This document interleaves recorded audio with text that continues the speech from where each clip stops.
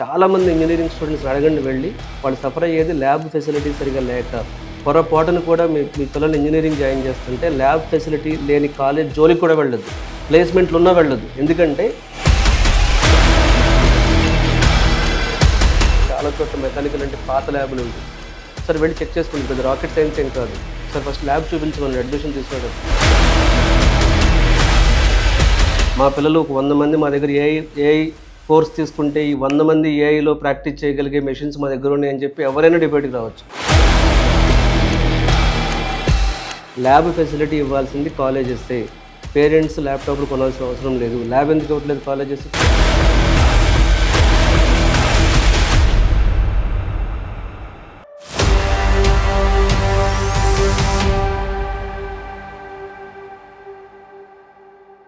Parents engineering college select చేసినప్పుడు lab facility ఎలా ఉంది? చాలా ఇంజనీరింగ్ కాలేజెస్లో బిల్డింగ్స్ బాగుంటాయి, గ్రౌండ్ బాగుంటుంది, క్యాంపస్ చాలా పెద్దగా ఉంటుంది, ప్లేస్మెంట్స్ అని చెప్పి పెద్ద పెద్ద బోర్డ్స్ పెడతారు. కానీ ల్యాబ్ ఫెసిలిటీస్ చాలా చాలా పెథటిక్, అంటే ల్యాబ్ ఫెసిలిటీస్ అసలు బాగోని కాలేజీలు చాలా ఉన్నాయి. మీ అబ్బాయికి లేదా మీ అమ్మాయిని ఇంజనీరింగ్ కాలేజీకి తీసుకెళ్ళినప్పుడు ఖచ్చితంగా ల్యాబ్ చూడండి. మీరు కంప్యూటర్ సైన్స్లో జాయిన్ చేస్తుంటే ప్రోగ్రామింగ్ ల్యాబ్ ఉండాలి. వాడు సి కావచ్చు, జావా కావచ్చు, పైథాన్ కావచ్చు, ఫుల్ స్టాక్ ఏదైనా సరే ప్రోగ్రామింగ్ ల్యాబ్ ఉండాలి. ల్యాబ్లో కంప్యూటర్లు ఉంటాయి మళ్ళీ కొన్ని చోట్ల, బట్ అవి వర్క్ అవ్వని కండిషన్లో ఉంటాయి. సో ల్యాబ్ ఫెసిలిటీలో ప్రోగ్రామింగ్ ల్యాబ్ కానీ, data structures and algorithm lab కానీ, ఆపరేటింగ్ సిస్టమ్ నెట్వర్కింగ్ ల్యాబ్ కానీ, డేటాబేస్ మేనేజ్మెంట్ ప్రాక్టీస్ చేసుకోవడానికి, వెబ్ టెక్నాలజీస్ ప్రాక్టీస్ చేయడానికి, ఏఐఎంఎల్ ప్రాక్టీస్ చేయాలంటే సిపియు సపోర్ట్ చేయదు, జీపీయూ కావాలి. అంటే కొంచెం అప్గ్రేడెడ్ మెషిన్స్, కొంచెం హై ఎండ్ కాన్ఫిగరేషన్తో కావాలి. కానీ నాకు తెలిసి 99% కాలేజెస్లో ఆర్టిఫిషియల్ ఇంటెలిజెన్స్ టీచ్ చేస్తున్నారు, కానీ అవి రన్ అవ్వటానికి కావాల్సినటువంటి మెషిన్స్ లేవు. ఫ్యాకల్టీ దగ్గర లేకపోతే స్టూడెంట్కి ఏం చెప్తారు? ఇది రియాలిటీ. మీరు వెళ్ళి చెక్ చేసుకోవచ్చు. ఏ కాలేజ్ అయినా ఈ విషయం మీద డిబేట్కి రావచ్చు. మా దగ్గర ఏఐ సపోర్ట్ చేసే మెషిన్స్ ఉన్నాయి, మా పిల్లలు ఒక 100 మంది మా దగ్గర ఏఐ కోర్స్ తీసుకుంటే ఈ 100 మంది ఏఐలో ప్రాక్టీస్ చేయగలిగే మెషిన్స్ మా దగ్గర ఉన్నాయని చెప్పి ఎవరైనా డిబేట్కి రావచ్చు. నాకు తెలిసి ఎక్కడో 1-2 కాలేజీలు ఉన్నాయేమో స్టేట్కి. సైబర్ సెక్యూరిటీ ల్యాబ్ అంటే కొన్ని మెషిన్స్ నెట్వర్క్లో ఉండాలి, అలాగే వీటన్నిటికీ ఒక సర్వర్ ఉండాలి. సో మెషిన్ ఉంటే సరిపోదు. కంప్యూటర్ ల్యాబ్ అంటే కంప్యూటర్ ఉంటే సరిపోదు. కావాల్సిన రిక్వైర్డ్ ఇన్ఫ్రాస్ట్రక్చర్, సైబర్ సెక్యూరిటీకి ఒకలా సాఫ్ట్వేర్లు కావాలి. అలాగే క్లౌడ్ అండ్ డెవాప్స్ ప్రాక్టీస్ చేయాలంటే క్లౌడ్ అకౌంట్స్ తీసుకుని ఉండాలి. సో కంప్యూటర్ సైన్స్ మీరు జాయిన్ చేసేటప్పుడు ఖచ్చితంగా కాలేజ్లో ల్యాబ్ ఫెసిలిటీసు, ఆ మెషిన్స్ వర్కింగ్ కండిషన్లో ఉన్నాయా, మెషిన్ కాన్ఫిగరేషన్ ఎలా ఉంది అనేది ఖచ్చితంగా మీరు చూడాల్సిన పాయింట్. ఈసీ బ్రాంచ్ సెలెక్ట్ చేసినప్పుడు డిజిటల్ ఎలక్ట్రానిక్స్ ల్యాబ్ కానీ, ఎనలాగ్ సర్క్యూట్స్ ల్యాబ్ కానీ, VLSI and embedded systems lab కానీ, కమ్యూనికేషన్ సిస్టమ్స్ ల్యాబ్ కానీ, ఐఓటీ, ఇండస్ట్రియల్ ఐఓటీ అనేది ఇప్పుడు చాలా ఓపెనింగ్స్ కూడా ఉన్నాయి మార్కెట్లో, signal processing and antenna lab కానీ.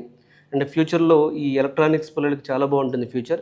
ఐఓటీ కానీ, చిప్ డిజైన్ కానీ, ఎంబెడెడ్ సిస్టమ్స్ కానీ, 5G కమ్యూనికేషన్ కానీ. సో బట్ ఇక్కడ ల్యాబ్ ఫెసిలిటీ అనేది ఈసీఈలో అప్గ్రేడెడ్ కంటెంట్ వస్తుంది because of semiconductor revolution. విఎల్ఎస్ఐలో నెక్స్ట్ లెవెల్స్ వస్తున్నాయి, విఎల్ఎస్ఐ చాలా అప్గ్రేడ్ అవుతుంది. అలాగే ఇండస్ట్రియల్ ఐఓటీ చాలా ఫాస్ట్గా మూవ్ అవుతుంది. ఎంబెడెడ్ సిస్టమ్స్లో కూడా చాలా స్కోప్ ఉంది. ఇవి ప్రాక్టీస్ చేయడానికి కావాల్సినటువంటి ల్యాబ్స్ ఉండాలి. అలాగే మీ పిల్లల్ని ట్రిపుల్ జాయిన్ చేసేటప్పుడు ఖచ్చితంగా electrical machines and power BI. So ఇప్పుడు ఈవీకి సంబంధించినటువంటి మెషిన్స్ కూడా, ఎలక్ట్రికల్ మెషిన్స్ అనేవి చాలా ఆ సెగ్మెంట్ చాలా గ్రో అవుతుంది. ఎలక్ట్రికల్ మెషిన్స్ ల్యాబ్ ఉండాలి, power electronics and drives lab ఉండాలి, కంట్రోల్ సిస్టమ్స్ ల్యాబ్ ఉండాలి. అలాగే రెన్యూవబుల్ ఎనర్జీ, ఫ్యూచర్ అంతా ఎలక్ట్రికల్ ట్రిపుల్ వాళ్ళకున్న ఒక బెస్ట్ ఛాన్స్ ఏంటంటే ఫ్యూచర్లో చాలా రెన్యూవబుల్ ఎనర్జీ మీద వర్క్ జరిగే స్కోప్ ఉంది, దానికి సంబంధించిన ల్యాబ్ ఫెసిలిటీ. అలాగే smart grid and IoT lab కానీ. సో ఫ్యూచర్ స్కోప్ ట్రిపుల్ వాళ్ళకి చాలా ఉంది. Renewable energy, electrical vehicles, smart grid, అలాగే సో సోలార్ కానీ, battery storage, even mat lab. So ఇట్లాంటివన్నీ కూడా వీళ్ళకి హార్డ్వేర్ ఇంటిగ్రేషన్స్తో ఉంటే చాలా హెల్ప్ అవుతుంది. సో ట్రిపుల్ ఈ స్టూడెంట్స్ కూడా especially EV side advanced lab kit అనేది ఉందా లేదా అనేది కూడా మీరు చూడొచ్చు. అలాగే మెకానికల్ ఇంజనీరింగ్లో మీ పిల్లల్ని జాయిన్ చేసేటప్పుడు thermodynamics and IC engines lab కానీ, మెకానిక్స్ ఆఫ్ సాలిడ్స్ ల్యాబ్ కానీ, CAD CAM 3D printing lab కానీ, ఫ్లూయిడ్ మెకానిక్స్ ల్యాబ్ కానీ, మెకట్రానిక్స్. ఇప్పుడు ఫ్యూచర్లో రోబోట్స్ అన్ని బిల్డ్ అవ్వాలంటే మెకట్రానిక్స్ బ్యాక్గ్రౌండ్ అనేది చాలా important. So mechanical, electronics and AI నేను ఎప్పుడు చెప్తాను, ఇంటిగ్రేషన్లోనే ఫ్యూచర్ బాగుంటుంది. రోబోటిక్స్ ల్యాబ్ కానీ. సో మెకానికల్ స్టూడెంట్స్కి ఫ్యూచర్ స్కోప్ చూస్తే మనం రోబోటిక్స్ కానీ, ఇండస్ట్రీ 4.0 కానీ, ఈవీ డిజైన్లో కానీ, 3D ప్రింటింగ్లో కానీ, దీనికి సంబంధించినటువంటి ఎస్పెషల్లీ వీళ్ళు ఇవన్నీ మళ్ళీ ఐఓటీతో ఇంటిగ్రేట్ చేయాల్సి ఉంటుంది, మళ్ళీ ఏఐతో ఇంటిగ్రేట్ చేయాల్సి ఉంటుంది. వీటికి సంబంధించినటువంటి ల్యాబ్ ఫెసిలిటీస్ ఉన్నాయా లేవు. అంతేగాని చాలా చోట్ల మెకానికల్ అంటే పాత ల్యాబులు ఉంటాయి. సరే వెళ్ళి చెక్ చేసుకోండి, పెద్ద రాకెట్ సైన్స్ ఏం కాదు. సార్ ఫస్ట్ ల్యాబ్ చూపించమని అడ్మిషన్ తీసుకునేటప్పుడు. ఇప్పుడు ఈవెన్ సివిల్ ఇంజనీరింగ్ స్టూడెంట్స్ కూడా సర్వేయింగ్ ల్యాబ్ కానీ, జియో టెక్నికల్ ఇంజనీరింగ్ ల్యాబ్ కానీ, స్ట్రక్చరల్ ఇంజనీరింగ్ ల్యాబ్ కానీ, ఎన్విరాన్మెంటల్ ఇంజనీరింగ్ ల్యాబ్ కానీ, construction material and testing lab కానీ, GIS and remote sensing lab కానీ, ఈవెన్ ఫ్యూచర్ సివిల్ ఇంజనీరింగ్ కూడా చాలా ఫ్యూచర్ స్మార్ట్ సిటీస్ కానీ, బిల్డింగ్ ఇన్ఫర్మేషన్ మోడలింగ్ కానీ, సస్టైనబుల్ ఇంజనీరింగ్ కానీ, so even GIS with AI, అలాగే డ్రోన్ మ్యాపింగ్ టూల్స్ కానీ, 3D స్ట్రక్చర్ సిమ్యులేషన్ టూల్స్ కానీ, ఈవెన్ ఇందులోకి చాలా హెవీగా సివిల్ ఇంజనీరింగ్లోకి వర్చువల్ రియాలిటీ అనేది చాలా ఫాస్ట్గా వస్తుంది. So virtual reality based architecture design.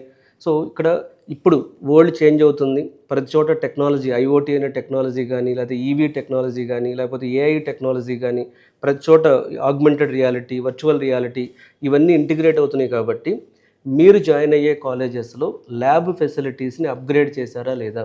For example ఒక చోట మీరు మెకానికల్ జాయిన్ అయ్యారు, మెకట్రానిక్స్ కిట్ లేదనుకోండి, రోబోట్స్ కిట్ లేదనుకోండి, మీరు ఎట్లా డెవలప్ అవుతారు? మీరు ఎలక్ట్రికల్ ఇంజనీరింగ్ జాయిన్ అయ్యారు, ఈవీకి సంబంధించినటువంటి స్మార్ట్ కిట్ అక్కడ లేదనుకోండి, ఎలా ఇంప్రూవ్ అవుతుంది? యాక్చువల్గా చాలా కాలేజెస్ సిఎస్సి బాగుంటుంది ఎంకరేజ్ చేయడానికి ఏంటంటే, సిఎస్సి అయితే వాళ్ళు పెద్దగా ల్యాబ్ ఇవ్వాల్సిన అవసరం లేదు, ఎవరు ల్యాప్టాప్ వాళ్ళు తెచ్చుకోమని చెప్తారు. అది ఒక పెద్ద ట్రాప్ పేరెంట్స్కి. ల్యాబ్ ఫెసిలిటీ ఇవ్వాల్సింది కాలేజెస్సే, పేరెంట్స్ ల్యాప్టాప్లు కొనాల్సిన అవసరం లేదు. ల్యాబ్ ఎందుకు ఇవ్వట్లేదు కాలేజెస్? పేరెంట్స్ ల్యాప్టాప్ ఇవ్వండి, బట్ ల్యాబ్ ఫెసిలిటీ ఉండాలి కదా. ఎన్ని కంప్యూటర్లు ఉన్నాయి కాలేజ్లో, స్టూడెంట్స్ ఎంతమంది ఉన్నారు? ఆ ల్యాబ్లో కూడా కంప్యూటర్ ఉంటే సరిపోదు, కంప్యూటర్లో కావాల్సిన సాఫ్ట్వేర్స్ ఎలా ఉన్నాయి, అసలు మెషిన్స్ వర్కింగ్ కండిషన్లో ఉన్నాయా లేవా? ఒక ల్యాబ్ అనేది ఎందుకు అవసరం అండి? ఒక ఇంజనీరింగ్ కాలేజ్, సరే రమణ ఇవన్నీ చెప్తున్నావు కదా, సో మనం కాలేజ్ సెలెక్ట్ చేసినప్పుడు మీరు అందరూ పేరెంట్స్ అంతా ఏ ట్రాప్లోకి వెళ్ళిపోయారంటే, ప్లేస్మెంట్స్ ఎలా ఉన్నాయి, పెద్ద ప్యాకేజీలు ఎక్కడ వచ్చినాయి, ఇదంతా ఒక రకమైన ట్రాప్లోకి వెళ్ళిపోయారు. సో రియాలిటీని గుర్తుపెట్టుకోవాల్సిన విషయం ఏంటంటే, ల్యాబ్ అనేది చాలా ఇంపార్టెంట్. ఎందుకండి, ఒక ఇంజనీరింగ్ ఎడ్యుకేషన్ అంటేనే ల్యాబ్తో ముడిపడి ఉంటుంది. ఇంజనీరింగ్ అంటే రీసెర్చ్, ఇంజనీరింగ్ అంటే సో ప్రాబ్లమ్ని సాల్వ్ చేయడం, ఇంజనీరింగ్ అంటే ఒక విషయాన్ని కొత్తగా ఆలోచించడం. మరి ఇవన్నీ చేసేటప్పుడు సో ఇంజనీరింగ్కి ల్యాబ్ అనేది ఎంత ఇంపార్టెంట్ అండి? సో నోయింగ్ వేరు, డూయింగ్ వేరు. నోయింగ్కి డూయింగ్కి తేడా తెలియాలి. ఒక కాన్సెప్ట్ తెలియటం వేరు, ఆ కాన్సెప్ట్ ఇంప్లిమెంట్ చేయడం వేరు. చాలామంది ఇంజనీరింగ్ స్టూడెంట్స్ అడగండి వెళ్ళి, వాళ్ళు సఫర్ అయ్యేది ల్యాబ్ ఫెసిలిటీ సరిగా లేక. పొరపాటును కూడా మీ పిల్లలు ఇంజనీరింగ్ జాయిన్ చేస్తుంటే ల్యాబ్ ఫెసిలిటీ లేని కాలేజ్ జోలికి కూడా వెళ్ళొద్దు, ప్లేస్మెంట్లు ఉన్నా వెళ్ళొద్దు. ఎందుకంటే ప్లేస్మెంట్ కంటే ఇంపార్టెంట్ నాలెడ్జ్, ప్లేస్మెంట్ కంటే ఇంపార్టెంట్ స్కిల్. ప్లేస్మెంట్ ఇంపార్టెంటే, ప్లేస్మెంట్ ఎప్పుడు వస్తుంది? నాలెడ్జ్ ఉండాలి, రీసెర్చ్ ఉండాలి, ఎక్స్పెరిమెంట్ చేయాలి, ఇన్నోవేషన్ ఉండాలి, వాడు ఇంప్లిమెంట్ చేయాలి. థియరాటికల్ నాలెడ్జ్తో ప్లేస్మెంట్ ఎలా వస్తుంది? పోనీ వచ్చిన థియరాటికల్ నాలెడ్జ్తో వచ్చే ప్లేస్మెంట్ ఎన్ని రోజులు నిలబడుతుంది? సో ఇవన్నీ ఉండాలి అంటే మీరు ఇంజనీరింగ్ జాయిన్ చేసేటప్పుడు ల్యాబ్ ఫెసిలిటీ గురించి ఎవరు మాట్లాడట్లేదు. ప్లేస్మెంట్స్, బిల్డింగ్ బాగుంటుంది, క్యాంపస్ బాగుంటుంది, ఈ బ్రాంచ్ అయితే బాగుంటుంది. ఓకే, ఏదైనా బ్రాంచ్ కానివ్వండి. ఇంజనీరింగ్ అంటేనే ప్రాబ్లమ్ని బెస్ట్ సొల్యూషన్ ఇచ్చేవాడు ఇంజనీర్. కానీ ఇందులో ప్రాబ్లమ్స్ ఏంటి? Outdated lab equipment, labs only attendance point of వ్యూలోనే. అంటే ఏంటి? ఇన్స్పెక్షన్ అప్పుడు వర్క్ అవుతుంది, ఇన్స్పెక్షన్ అయినప్పుడు వర్క్ అవ్వు. అలాగే క్వాలిఫైడ్ ల్యాబ్ ఇన్స్పెక్టర్స్ లేరు. ఎంతమందికి 1000 మంది స్టూడెంట్స్కి ఇద్దరు ల్యాబ్ ఇన్స్ట్రక్టర్లు ఉంటారు, వాడికి కూడా సగం తెలుసు సగం తెలియదు. అంటే వితౌట్ యాక్చువల్ ఎక్స్పెరిమెంట్ చేయకుండా రికార్డ్ ఎలా రాస్తాడు? ఆ రీడింగ్స్ ఎలా నోట్ చేస్తాడు? ఆ ఎక్స్పెరిమెంట్స్ని ఎట్లా డాక్యుమెంట్ చేస్తాడు స్టూడెంట్? ఇప్పుడు ప్రపంచం అంతా ఏం మాట్లాడుతుంది? మన దగ్గర బోల్డంత మంది ఇంజనీర్లు ఉన్నారు, కానీ ఇవాళ కూడా మనం ఫ్యాక్ట్ ఒప్పుకోవాలి, ఆర్టిఫిషియల్ ఇంటెలిజెన్స్లో కానీ, రోబోటిక్స్లో కానీ, ఎక్స్పెరిమెంట్స్లో కానీ, రీసెర్చ్లో కానీ, ఇన్నోవేషన్లో కానీ, కొత్త ప్రొడక్ట్స్ డెవలప్ చేయడంలో కానీ మిగతా కొన్ని దేశాల కంటే అట్లీస్ట్ ఒక 5-6 దేశాల కంటే మనం 20 years వెనకబడి ఉన్నాం. సో చాలా కారణాలు ఉన్నాయి. So one of the reason నేను చెప్తున్నాను, ఇంజనీరింగ్ కాలేజెస్లో ఉండేటటువంటి lab facility. Engineering is a practical education. ఎన్నో వీడియోలో చెప్పాను నేను, ఇంటర్మీడియట్ ఎడ్యుకేషన్ వేరు, ఇంజనీరింగ్ ఎడ్యుకేషన్ వేరు. ఇంజనీరింగ్ ఎడ్యుకేషన్ అనేది మెషిన్స్, ప్రాక్టికల్స్, ల్యాబ్, సో రీసెర్చ్కి సంబంధించింది. ఇంటర్మీడియట్ ఎడ్యుకేషన్ వేరు, ఉన్న కాన్సెప్ట్ని అర్థం చేసుకోవటం. ఇక్కడ ఏంటంటే కాన్సెప్ట్ని ఇంప్లిమెంట్ చేయటం. సో పేపర్కి మెషిన్ వాడటానికి చాలా తేడా ఉంటుంది. సో ల్యాబ్ ఇక్కడ చాలా అవసరం. అన్ఫార్చునేట్లీ సక్సెస్ఫుల్గా మన ఇంజనీరింగ్ కాలేజెస్ అన్నీ కూడా థియరాటికల్గా ల్యాబ్ లేకుండా క్లాస్ రూమ్ ఎక్కువ క్లాస్ రూము, తక్కువ ల్యాబు, ఏదో 1 పీరియడ్ 2 పీరియడ్ ల్యాబు, అది కూడా కుదిరితే క్లాస్ సిలబస్ అవ చేయడానికి వాడుతున్నారు.